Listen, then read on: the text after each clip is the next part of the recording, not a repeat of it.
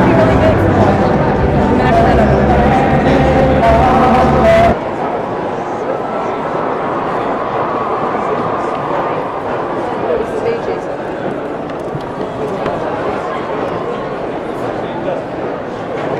Sorry, it's the Bee Gees.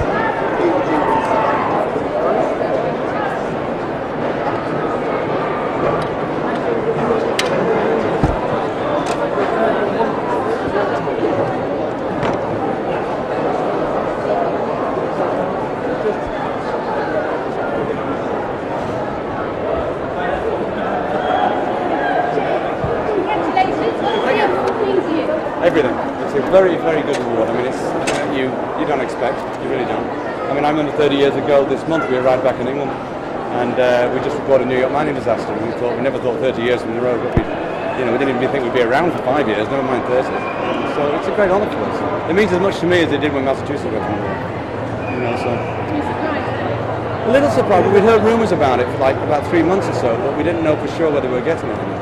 So when it happened, it was like we got the American Music Awards last month, we got the International Award, and we've got the World Music Awards coming up in Monte Carlo. They're giving us a lifetime achievement and inducted into the Rock and Roll Hall of Fame in May. Yeah, the album comes out next month. Oh, it's great. It's one of our best works, I think. It's called Still Waters. It's very romantic, it's very up, it's very spiritual. It's a lot of things about it that it's one of the albums actually I must admit that I can't stop playing. Not because we did it, but it's just something about it. It's turned out real good.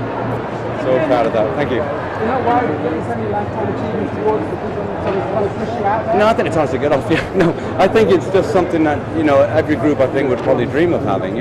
Because there's not many groups that stand around the test of time. So in a way it's like saying thank you for everything you've done. But there's still more to come. You're not there in sales with Beatles and Stones. Did you get your recognition when Sometimes, sometimes there's been backlashes of different things, but it's just if we'd have stopped, then it would have been different. But we've loved it so much. I mean, it's something that we've loved since we were kids. So we can't just stop writing because we can't stop writing. Has it been a battle ever since Saturday Night Fever to get people? No, I mean a lot of groups would love to have had a Saturday Night Fever in their career. I mean it's a big phenomenon. No one expected it to be as big as it was, but it was.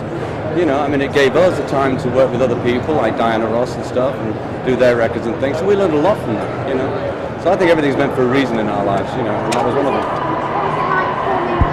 Spice Girls? Well, we didn't actually perform on. No.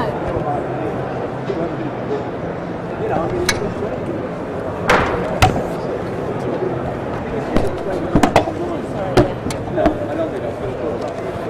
Because I think it's a test of talent, it's a test of longevity, and miming is not really any proof that talent is there. So to me, I don't like it. I think it's the wrong thing. What meant the most to us tonight was to have Robert Stigwood on stage with us, and he's the man who made everything happen for us in 1967. And if anyone deserves that award tonight, it's Robert. He's had a contribution to British music that I think is immeasurable. No, not in our wildest dreams. We always wanted to do it. We always wanted to be a pop group, and we always wanted to make it. I guess like all pop groups, but you never expect anything like this. They were really nice. The crowd was great. I'm going to go home to bed. I'm going to take my award to bed with me, though. Was it good being on stage? Yeah, fantastic. It's the best time for us. All the other stuff is fun, but being on stage is nothing like it. Now this is kicking off the first ever complete world tour, is that right? Well, this is just a one-off. The real world tour starts in September in America, and probably will be Europe closer to Christmas or the New Year. Now you're in the charts for the first time in 2 years. Is that just as much fun as it was earlier? It's as much fun as it was the very first time. We've had a few lean periods in our career, and we've called it the wilderness quite often, and in fact the media has called it the wilderness quite often. So it's very fulfilling at this point in our lives to sort of be in the charts again. It's wonderful. Now your brothers have done 30 years in the business. Any advice for Noel and Liam Gallagher? They can't seem to get through 3 years in the business.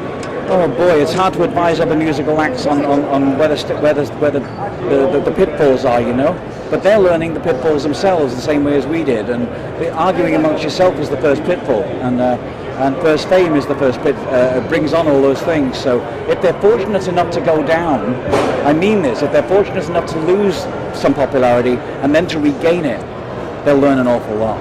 and that's the cycle we've had to go through, and at least twice. So that's what I think all guys like that need to have happen. You know, experience brings it all back. You know? They're all lovely, and I think it's fantastic that they've had American success. You know? It's a great thing. Oh yeah, more all-girl bands. You know, I love women. What can I tell you? Yeah, I would have been really happy with a 20, or a 30, or a 40.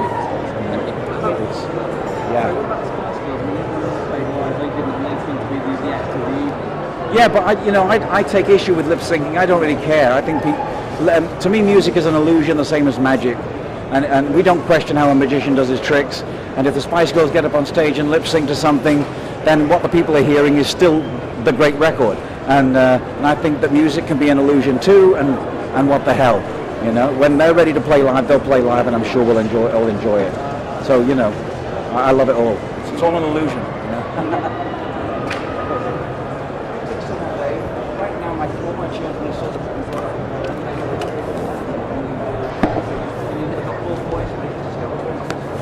It's all of them. Yes. Are you giving them advice? No, I don't think I'm qualified. I've been married to the same woman for nearly 30 years, and I wouldn't know how to chat up a lady today. I just wouldn't know how to do that. I've forgotten. Society's changed so much. In what way? How do you mean? You try and music, you try and relate to today's society. Well, we're very selfish. We write for us. You know, we write for music that we love, and it doesn't always fit into what's going on, you know. And I think that's another good tip, you know, for any group. Try not to copy everything else that's going on. If there's one thing the Beatles taught everybody, was to try and make every record different, and not to try and compete with what's going on in the charts, or try to do the same thing. You know, do something defiantly different, and see what happens. You know?